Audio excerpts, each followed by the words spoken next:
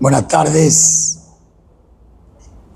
Tango El Chamullo Buenos Aires, a través de su canal y a través del programa Hablemos de Tango, porque acá no va a haber música, se da el gusto de reportear, hablar con gente que es personalidad en el tango. El Chamullo Buenos Aires en sus 2 años ha hecho esfuerzos múltiples, vos lo sabés muy bien.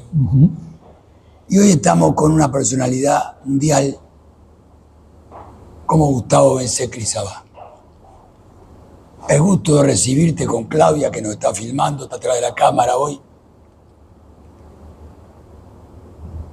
Pero llegar a 2 millones de visitas, tener 20 y pico de miles de seguidores, eso es lo que la gente conoce.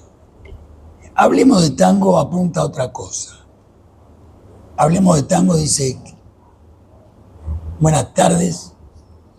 En principio, buenas tardes. Muchísimas gracias tanto Nelson como Claudia y toda la audiencia del Chamullo Tango Buenos Aires y el Chamullo Tango Radio también, porque el Chamullo realmente ha sido una casa enorme que se ha construido con diferentes vertientes, Sí. ¿no? Milonga, radio, y canal de YouTube, así que... Y a media luz. Y a media luz también. Pero yo, hablando sobre lo que es el Chamullo, realmente es increíble lo que han construido juntos Nelson y Claudia y Nelson, como suelo decir. ¿Y sabe qué me pregunta mucha gente? ¿Quién es Gustavo Bensé-Crisabá? Una buena pregunta. Si yo tuviera que definirme a modo de Wikipedia, diría que es, en la actividad profesional, es un periodista. Estoy licenciado en periodismo y he trabajado 15 años en medios de difusión, videasta, diseñador gráfico, músico y un artista multidisciplinario del tango. Esto es, en resumen, lo que ha pasado con mi vida. Comencé siendo un músico, era músico de jazz y músico de rock. He tocado con la antigua Jazz Band y he tocado como banda soporte de el dúo Sui Generis, hace muchos años de esto. Mirá, con Sui Generis. Y después dejé esa actividad, me dediqué al periodismo. He trabajado en diferentes medios, el diario La Voz, Convicción, Tiempo Argentino, la revista El Periodista, la revista Tal Cual de Editorial Perfil. He trabajado en el programa de radio Siempre Juntos. Conduje también en Radio América, en Radio Splendid, diferentes programas. Después de allí la vida me llevó a tener una empresa de video. Comencé a grabar fiestas sociales y de pronto hubo un encuentro con Eduardo D'Angelo y Alberto Martín, que son 2 actores, uno de Uruguay. Eduardo D'Angelo. Exactamente. De Telecataplum. Tal cual. De Jaujarana. De Comicolor. Comicolor acá en Buenos Aires. Exactamente. Comicolor lo hicieron en Buenos Aires. Y también Telecataplum. Y Eduardo D'Angelo y Alberto Martín me contrataron para trabajar como videasta con ellos. Terminamos trabajando en la productora que tenía este dúo, muy buena gente. Y después de allí, la vida me llevó a comprar una computadora. Oh, en ese tiempo. Recién comenzaba, estamos hablando de fines de los 80, comienzos de los 90, y me dediqué al diseño gráfico. Y estuve trabajando unos 14, 15 años, siempre estuve trabajando 14, 15 años en diferentes actividades, a veces de modo superpuesto y otras veces de modo individual. Y llegó un momento en que me planteé que quería un cambio para mi vida. Y ahí empieza a aparecer el tango. Mirá. Sí, ahí yo había hecho una fiesta en la que invité a todas las personas que habían tenido hasta ese momento en mi vida una representación y también a mis familiares. Entre mis familiares tuve un par de tíos que fueron bailarines de tango, no eran profesionales, pero participaron de muchos campeonatos y ganaron esos campeonatos, participaron en televisión también y ganaron en televisión, y ya habían fallecido cuando yo hice la fiesta. Y pedí que pusieran 2 tangos para honrarlos a estos tíos, y con quien era mi pareja de entonces, yo hice que bailaba el tango, no lo sabía bailar.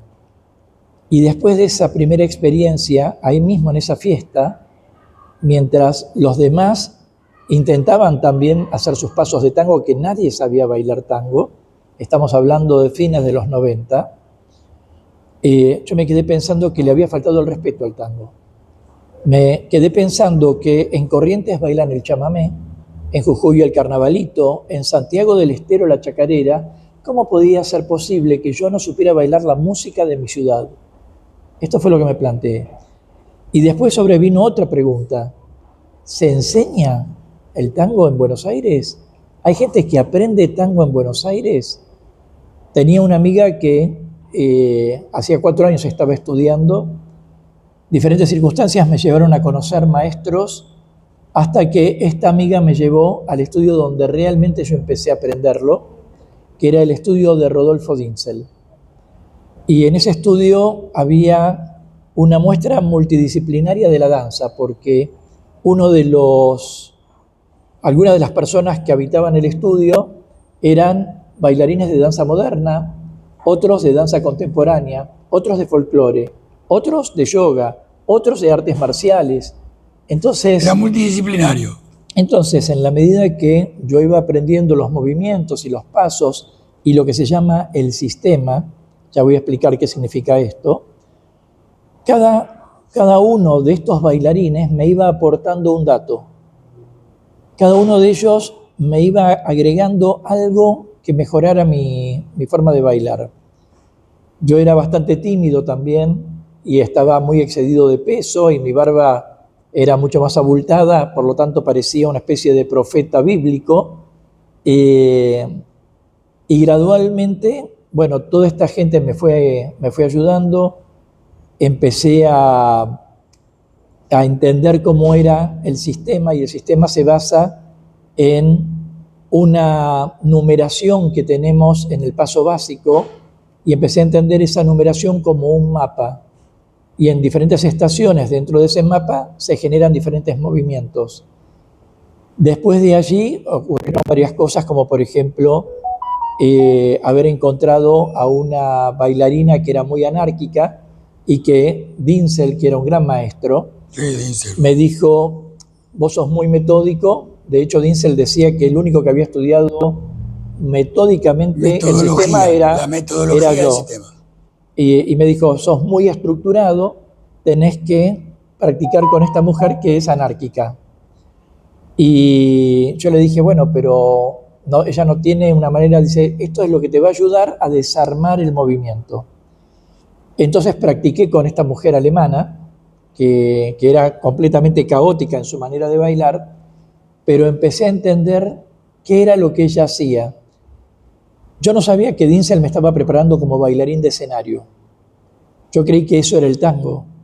Entonces hacíamos ganchos, sacadas, ganchos, cadenas con ganchos, ganchos en el aire. Hacíamos muchísimas cosas en ese momento. Y empecé a desarrollar el concepto de en qué se basa la improvisación. Este concepto sobre en qué se basa la improvisación, más otros conceptos más que empecé a pensar acerca de lo que era el baile, me llevó a empezar a escribir un libro, mi primer libro de tango, que se llamó La pista del abrazo. Pero cuando estaba escribiendo La pista del abrazo, al año más o menos de estar escribiéndolo, dije: necesito un diccionario de tango para, si yo estoy hablando de boleo o de un 8 atrás, necesito definir esto. Definirlo. No había diccionario de tango. Entonces frené La pista del abrazo y me dediqué 2 años a escribir un diccionario de la danza de tango. donde reuní 400 términos aproximadamente, con prólogo de Juan Carlos Copes, Carlos Gavito y epílogo de Miguel Ángel Soto.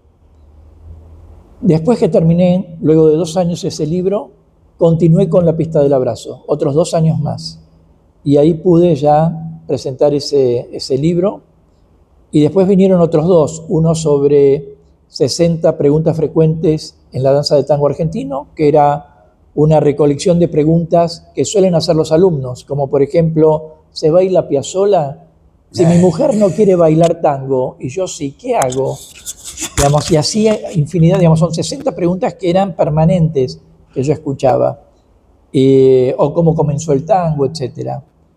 Y después me pasé 10 años investigando la danza de tango desde los orígenes que yo pude encontrar. Las investigaciones nunca terminan, pero me pasé 10 años desde allí, desde más o menos fines de 1800 hasta 1983, y escribí toda la historia de la danza de tango argentino con todos los nombres de los protagonistas que participaron y de dónde vino cada movimiento que nosotros realizamos al día de hoy.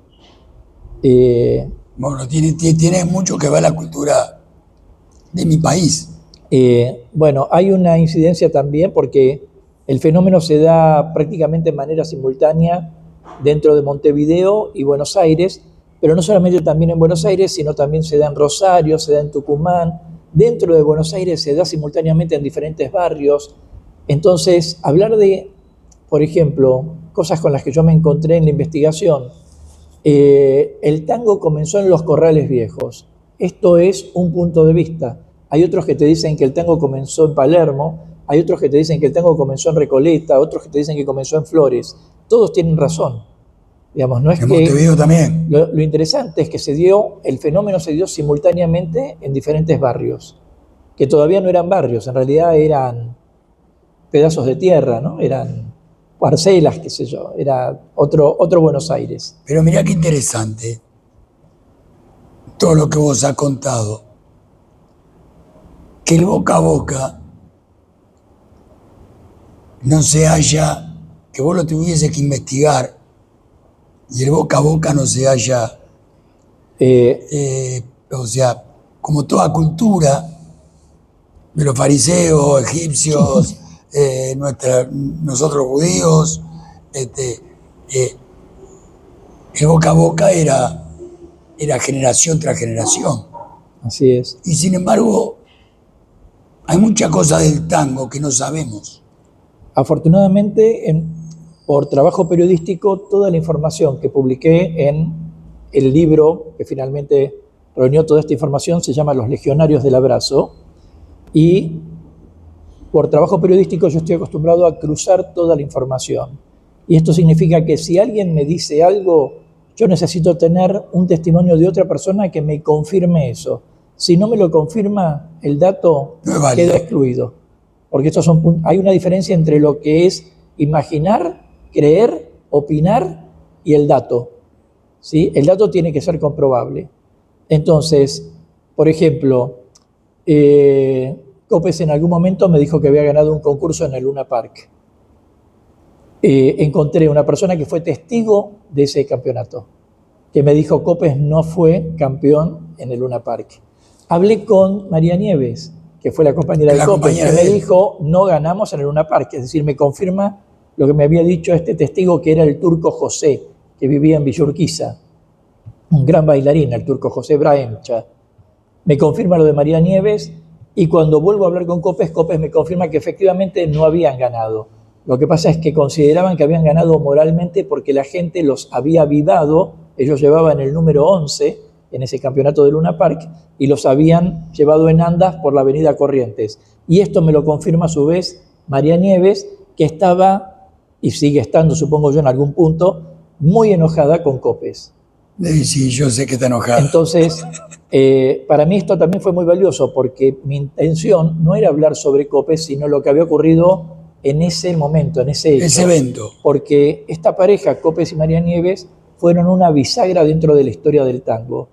Generalmente los bailarines eran una especie de adorno de las orquestas. Las orquestas tocaban aparecía el bailarín, bailaba un poquito, se iba y la orquesta seguía tocando.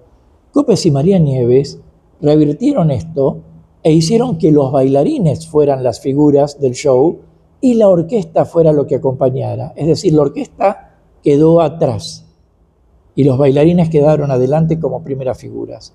Y esto fue un cambio enorme que generaron Copes y María Nieves. Cada persona que está en el tango trata de aportar algo, porque el tango es un gran... es un todo, el tango es por un eso, todo. yo me acuerdo varias veces de un cuento, hay un cuento de derviches, los derviches son monjes árabes, de derviches ciegos. Y entonces se contaba que los derviches ciegos querían conocer al elefante. Entonces se reunieron alrededor del animal y uno tocando la pata dijo, el elefante es una columna rugosa. Y otro tocando la cola dijo, no, es una manguera rugosa. Y otro tocando la oreja dijo, es una lámina rugosa. Digamos, todos tenían una parte de la verdad. Hay un punto en el que todos nos unimos sobre lo que es el tango.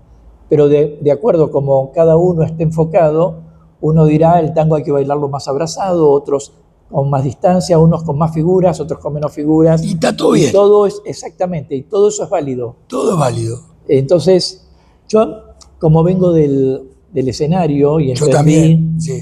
entendí lo que era bailar coreográficamente y entendí lo que era bailar con distancia y Ya el está, trabajo. abrazo abierto, abrazo cerrado. Y que es una actividad más, es una actividad simplemente profesional. Entonces, uno podría decir no es tango. Desde algún punto de vista, eso que algunos pueden decir que no es tango atrae a mucho público para que comience a estudiar el baile y se incorpore dentro del tango. Walt Disney alguna vez le dijo a los empleados cuando decían tenemos un problema, él una vez dijo, no digamos más tenemos un problema, digamos tenemos una oportunidad para mejorar. Entonces, cuando alguien ve en el tango de escenario un problema, no, esa es una oportunidad que tenemos para que mayor cantidad de gente se incorpore dentro del tango. Y hay que tratar de empezar a tener una mirada positiva sobre las cosas y dejar un poco la crítica, el lamento y la burla para poder enfocarse en cosas que nos hagan mucho mejor como personas, como bailarines, como comunidad, en todo sentido. Vos sabés que, bueno, sabe bien porque somos amigos, que yo nací donde nació Julio Sosa, que tengo varios amigos que conocieron a Julio Sosa, ya algunos fallecieron. Pero decime, hay una cosa que se descubre solamente viniendo a la milonga. Es la milonga, es el mostrador. Es ese arrabal. Eso no está escrito en ningún lado. El baile de la milonga es tan complejo poder describir todo eso, que tal vez por eso desarrollé este canal de YouTube, Tango Milonga, para poder hablar de la cantidad de aspectos que involucra la cultura milonguera. Bailar en la milonga no es solamente algo invito por cabeceo o en algunos, dependiendo de si la milonga es más tradicional o no tradicional, o me acerco a una mesa, invito a una mujer a bailar, o por ahí no es una mujer, por ahí son dos. Hoy en día hay una gran diversidad dentro del tango, y esto también es algo que debemos tener muy en claro. No hay, creo yo, por ahí me equivoco, pero ninguna danza que sea tan inclusiva y diversa como el tango. No hay, no. Creo que no hay ninguna danza, porque esto lo puede... A ver, yo podría pensar, por ejemplo, que el reggaetón lo pueden bailar dos varones o la samba brasileña, no sé, digo para poner un caso, pero el tango lo puede bailar... Yo he visto, por ejemplo, a la mujer con mayor edad, que he visto bailar Carmencita Calderón con 100 años, y bailaba. Y el hombre con mayor edad que he visto bailar tenía 96 que se llamó Roberto Segarra. Y lo he visto bailar y nos pasaba el trapo a todos. Bueno, era un gran bailarín. ¿Sabés que en Uruguay había un señor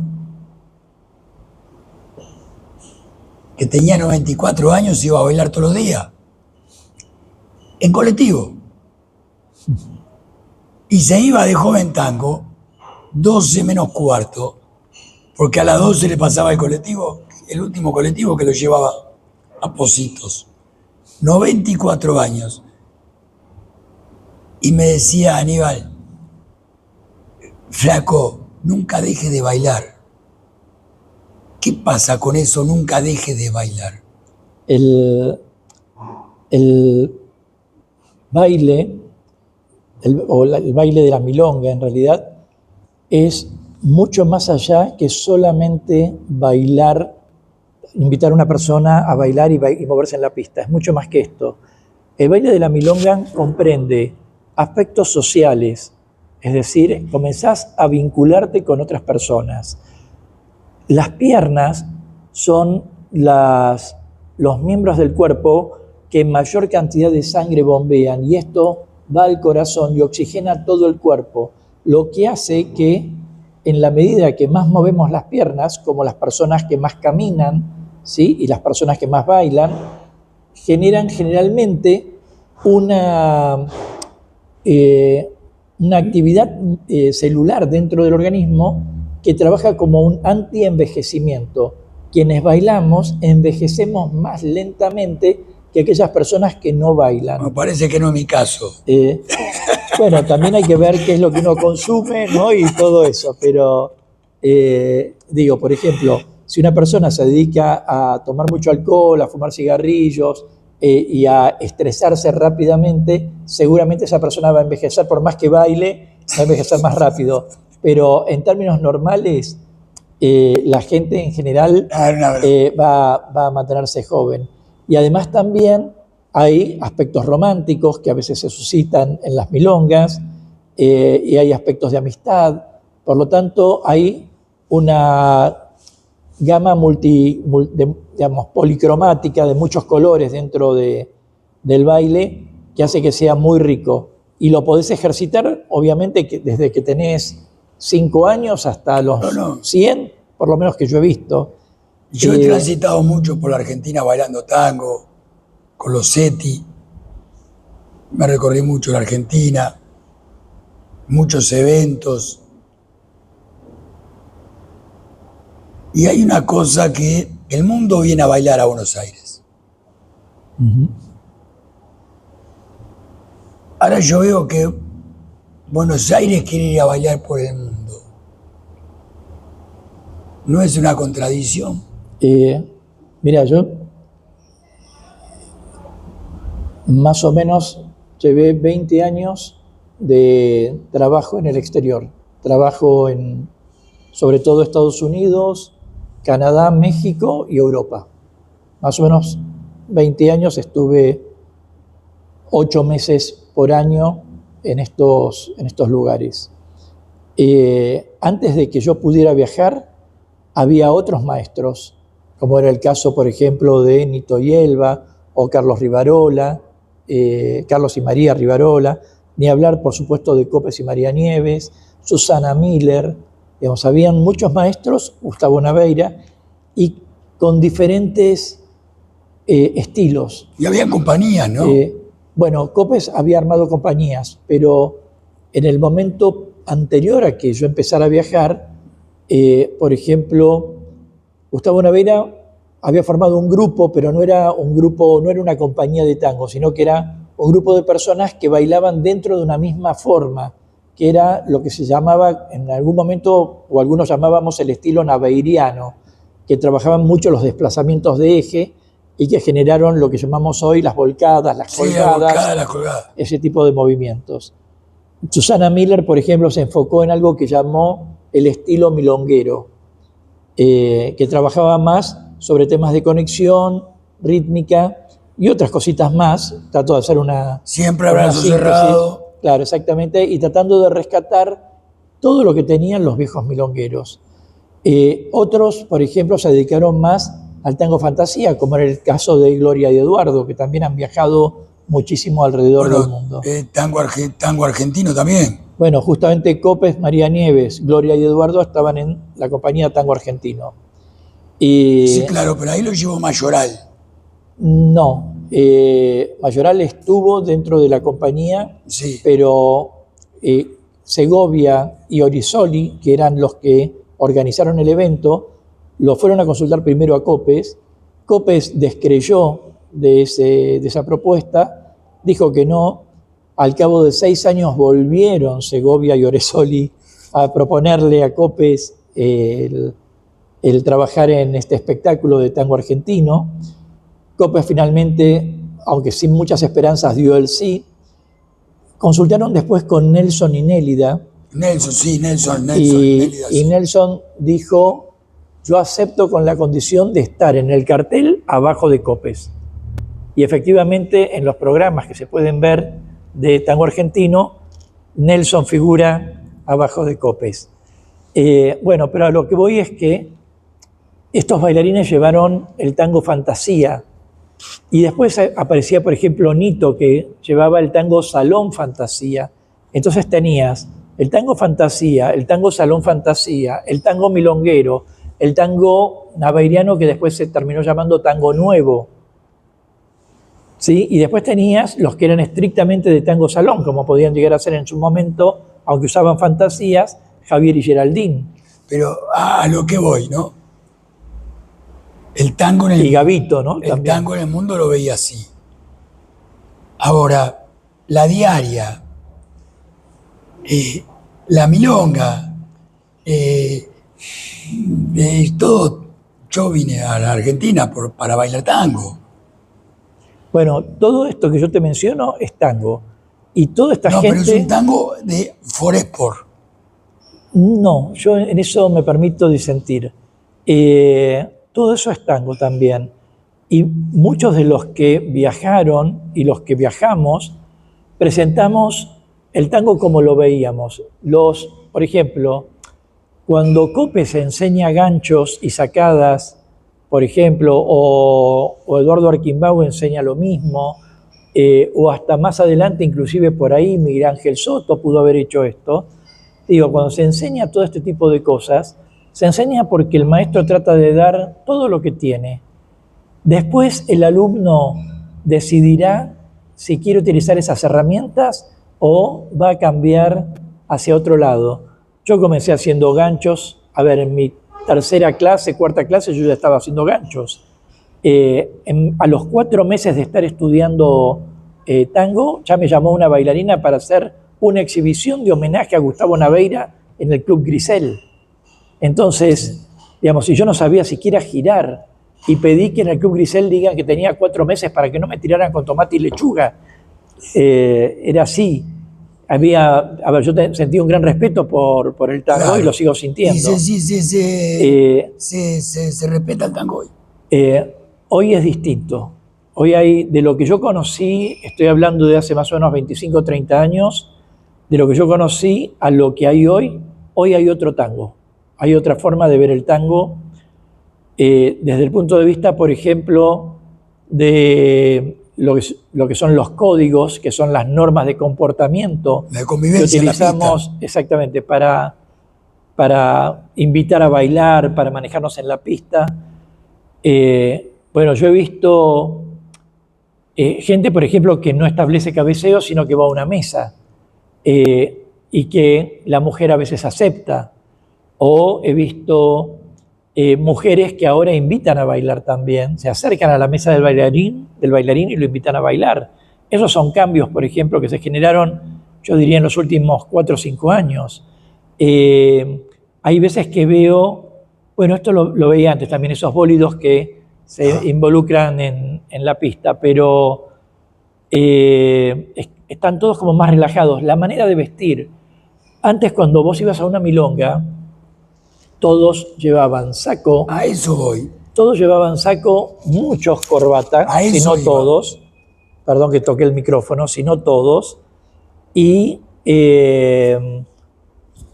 además, cuando los veías bailar en fila, nadie se tocaba y veías como las cabezas se manejaban, se movían al mismo nivel.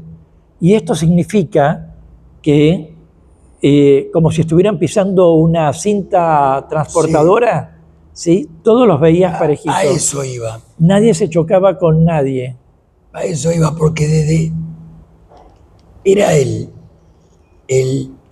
ritual a las 6, 7 de la tarde de aprontar la pilcha, Claro. el perfume, los zapatos, las medias del color del pantalón.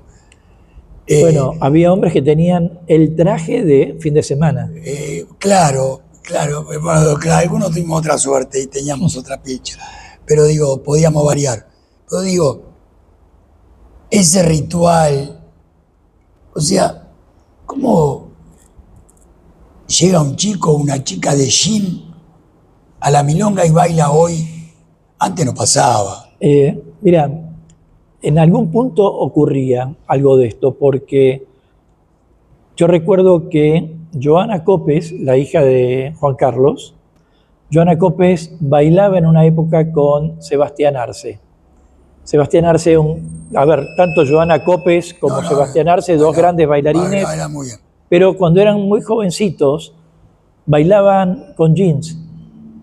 Eran dos referentes esos chicos, pero bailaban con jeans. Y ellos, me acuerdo Sebastián que decía que él estaba a favor de una desestructuración del tango, como que lo veía muy, muy rígido, las normas muy rígidas. Hoy lo vemos a Sebastián, que es impecable en su indumentaria. Yo cuando lo veo bailar, y máxime en una exhibición, es impecable. Y sigue siendo un gran bailarín. No, que es un gran bailarín, no hay duda. Pero quiero decir, muchas de estas cosas ya estaban antes. Ahora, hay milongas para todos los gustos. Hay milongas para los jóvenes, hay milongas para la gente de mediana edad y para la gente más grande. Y cada uno va a buscar lo que quiere encontrar. Ahora te voy a hacer una pregunta que te voy a comprometer. ¿Por qué los tangos tienen 100 años y de hace 50 años nadie inmortaliza un tango?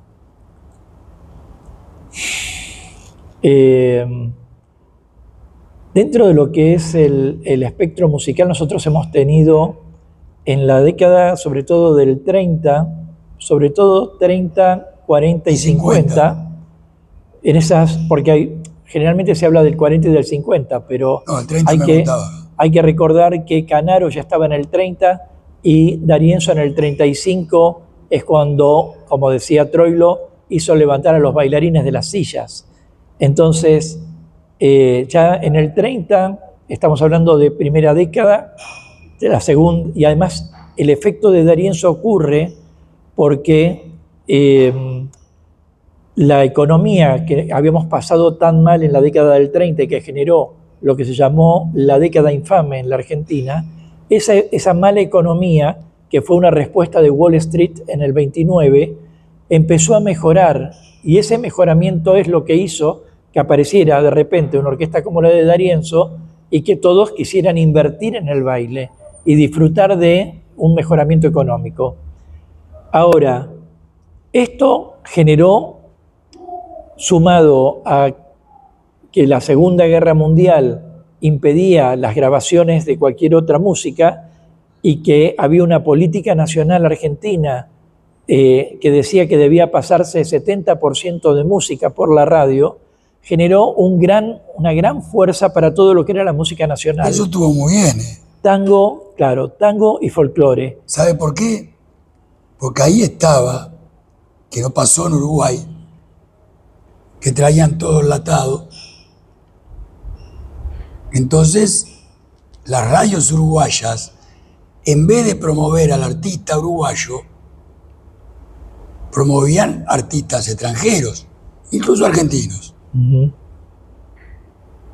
Y yo esa parte de la protección al músico nacional es una lucha que la Asociación Uruguaya de Músicos de Uruguay la tiene hace muchos años. Sí, debería haber protecciones también hacia los bailarines, porque también los bailarines están muy desprotegidos. En la historia de los bailarines, prácticamente los bailarines no han recibido ningún tipo de beneficio después de haber dado una difusión de la cultura hacia el mundo. Pero bueno, es muy fugaz el baile, es muy difícil. Ahora se puede retener porque están los videos de YouTube. Pero La pregunta, la cuestión es que, para respondiendo a tu pregunta, en esos años es cuando hubo la mayor fuerza musical, ¿sí? Es lo que se consideraba la época de oro, pero sobre todo porque era la época de oro de la música. Había muchísimos bailarines, pero no es que habían bailarines descollantes. El bailarín descollante que empieza a aparecer es Copes con María Nieves, y habían otros bailarines que eran muy buenos. Yo puedo mencionar, por ejemplo, no sé, el Mocho y la Portuguesa, en las milongas Petróleo, pero quiero decir, en el escenario lo que más descolló fue Copes y María Nieves. Pero yo lo que voy a lo Pero, siguiente, volviendo, o sea, no aparece hoy, en claro, el 2005 para adelante. Bueno, pero voy a esto. Que yo vine a Argentina. No aparece un Di Sarli, no aparece un D'Arienzo, no aparece un Pugliese. No crean nada. Están tocando lo mismo que hace 100 años.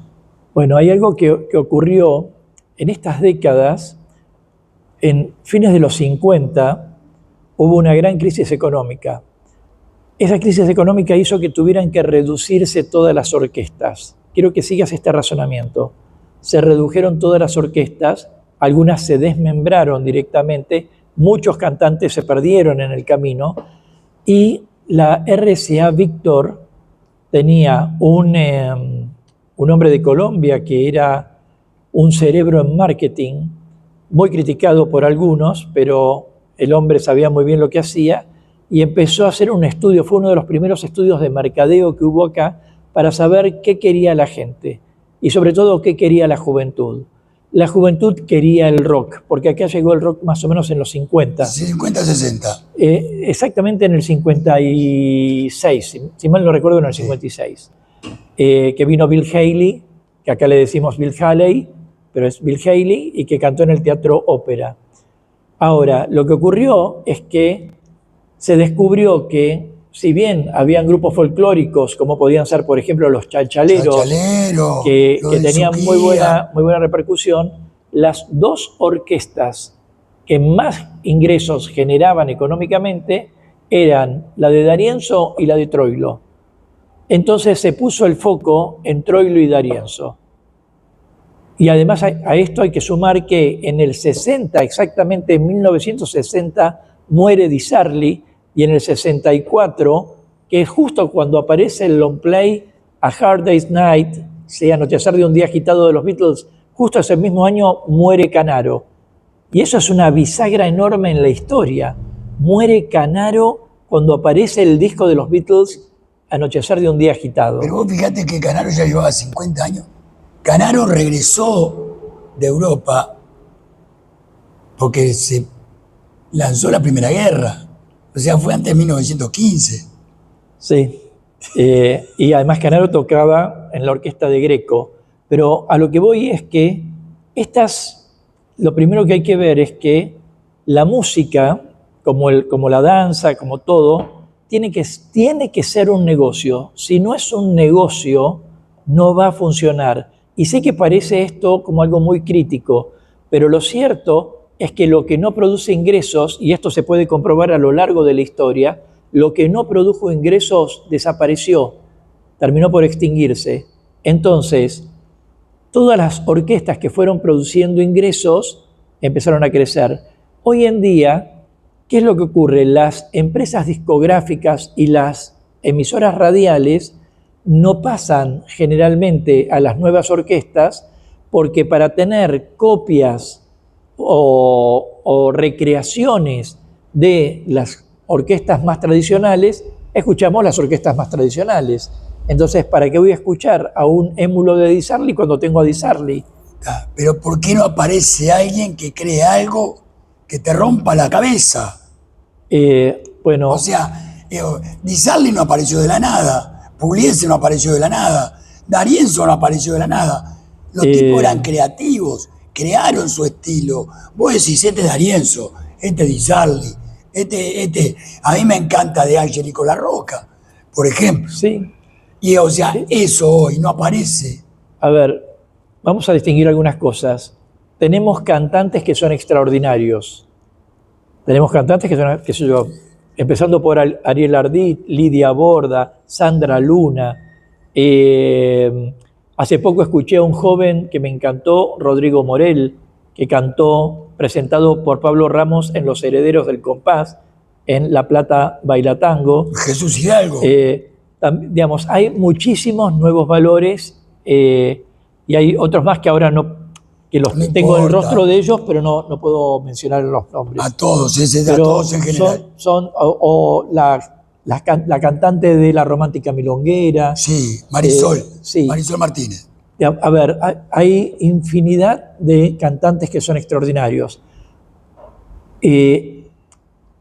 Crear tango es complicado. Nosotros no contamos hoy con orquestas al nivel que existía antes. Pero por otro lado, es muy difícil encontrar el sello, que es esto a lo que vos te referís. ¿Cuál es el sello? Por ejemplo, si yo escucho D'Arienzo, voy a escuchar compás permanente. Si escucho Pugliese, voy a escuchar pausa y matices. Pausas, sí. Si escucho Caló, por ejemplo, voy a escuchar una campanita al final del tango. Si escucho a Biaggi, voy a escuchar el piano. un toquecito del piano. Entonces, estas orquestas han pasado muchos años puliendo cada vez más su estilo. Cuando Fresedo, por ejemplo, comenzó, o cuando Di Sarli comenzó, no era lo mismo que lo que terminamos escuchando. Di Sarli al comienzo estaba como más cercano al tango rítmico, casi yo te diría de los 30. Y cuando termina siendo algo completamente distinto. Hubieron 3 etapas. De cada artista generalmente hubieron 3 etapas. Entonces, lo que uno ansía es que las orquestas nuevas pasen por lo menos una etapa de 10 o 20 años hasta descubrir su personalidad. Te estoy hablando que no aparece un tango nuevo que mate toda la cabeza del año 50. Bueno, también estamos acostumbrados auditivamente a escuchar estas músicas y es muy difícil cuando aparece algo nuevo que digamos, esto lo vamos a aceptar. Hay un tiempo para que los oídos empiecen a acostumbrarse. No obstante, hay personas que pasan en las milongas orquestas novedosas, como puede ser el Chamullo, por ejemplo, o acá mismo en Portal Recoleta, los domingos, a veces se pasan fragmentos de... Yo Ardit, por ejemplo, con Claudia, lo fuimos a ver. Claro. En vivo. Ella adora a esta señora, no me sale ahora. Esta señora, María Graña. Sí. Y yo sé que son fenómenos. Yo lo que digo es que como podés jugar bien, pero no sos Maradona. Pugliese Bueno, era Maradona. Hay que dar tiempo a las etapas. Ahora estamos en la etapa del baile. Ahora estamos en otro momento. Pero el baile evolucionó. Por eso, esta es la época de oro del baile y estamos hablando más o menos de mediados de los 80 o comienzo de los 90 hasta el día de hoy. Esta es la etapa del baile. Así como del 30 al 60 más o menos era la etapa de la música. Esos 30 años fue la etapa de la música. Ahora estamos pasando aproximadamente 30 años de la etapa del baile. Una cortita para terminar, porque me está haciendo señas la doña que... Bien. ¿Por qué la televisión argentina, donde hay que cubrir tantas horas de cable, no hay un programa de tango? Volvemos a lo mismo de antes, no genera ingresos. Yo lo voy a contar así sencillamente. Tengo un canal de YouTube. En el canal de YouTube hay un video que es ¿por qué no hay televisión? ¿Por qué no hay tango en la televisión? Por eso lo vi, por eso te lo pregunto. Ese video es uno de los videos menos vistos dentro del canal. Es uno de los videos menos vistos, es decir, la misma gente no le interesa tanto ver eso. Y por otro lado, así como está el canal Tango Milonga, hay otros canales de otros colegas Yo tenemos uno. y muchísima gente mira esos canales. Digamos, a mí me sorprendió, por ejemplo, cuando me enteré, me mandaron el mensaje de 2 millones de vistas 2 en mi millones canal. de vistas. La verdad que me quedé Me sorprendido acuerdo porque... que lo festejamos acá en el Chamuyo. Sí, para mí fue una sorpresa porque es algo que no me esperaba, pero hay, así como, a ver, yo tengo 20.000 suscriptores, hay un canal que es Aires de Milonga, si mal no recuerdo, que tiene Sí, 200, de Carlos. de Carlos Neumann, Neumann. que tiene más o menos 200.000. Hay en el exterior, por ejemplo, un canal de Carlos Estigarribia, o hay otro de Miriam Larisi con Leonardo Barrionuevo, que tienen aproximadamente, no sé, como 30.000, 40.000 suscriptores que están emitiendo desde Estados Unidos. Cada uno de nosotros emite desde algún lugar. Aunque uno emita desde Buenos Aires, no quiere decir que uno va a tener más o menos suscriptores. También hay que ver qué es lo que la gente busca. Lo que hacen generalmente los canales, como los de Carlos Estigarribia, Miriam Larisi, Leonardo Barrionuevo y otros más, es difundir movimientos. Y la gente quiere ver movimientos. Mi canal difunde movimientos, pero además habla de la cultura de la milonga.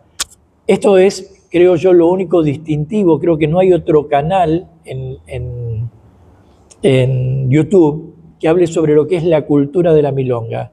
Puedo encontrar a alguien que hable sobre la historia del tango y que a ver, según mis investigaciones, hay algunas partes de esas historias que que necesitan reverse. Pero está bien el interés, digamos, de querer transmitir la historia del tango. Pero que hablen sobre lo que es la cultura milonguera, creo que no hay ningún canal. Y en eso, digamos, creo que Tango Milonga se distinguió de los demás. Pero vuelvo a lo que decía antes. Primero, la gente, no sé si le interesa ver, al bailarín lo que le interesa es ir a la milonga y bailar. No se quiere quedar viendo un programa de televisión de tango. Punto 1. Punto 2. Los canales de televisión de tango generalmente son muy aburridos. Son muy aburridos y hay que encontrar una vuelta de tuerca a un programa de tango para hacerlo muy dinámico y para que sea muy atractivo, sobre todo para los jóvenes. Porque los que ya estamos mayorcitos, ya sabemos que vamos a entrar en esto. Pero el tema es cómo podemos alentar a la juventud a que mire un programa de tango, ¿no? Y que no se nos vaya al reggaetón, a la cumbia, a la salsa, sino que entre en esta disciplina. Entonces, eso significa una gran inversión. Significa que económicamente hay que poner mucho dinero y hay que ver cómo recreamos todo ese, digamos, cómo podemos multiplicar esa ganancia. Si no, no va a funcionar nunca. Pero bueno, es un largo tema para seguir debatiendo. No va a ser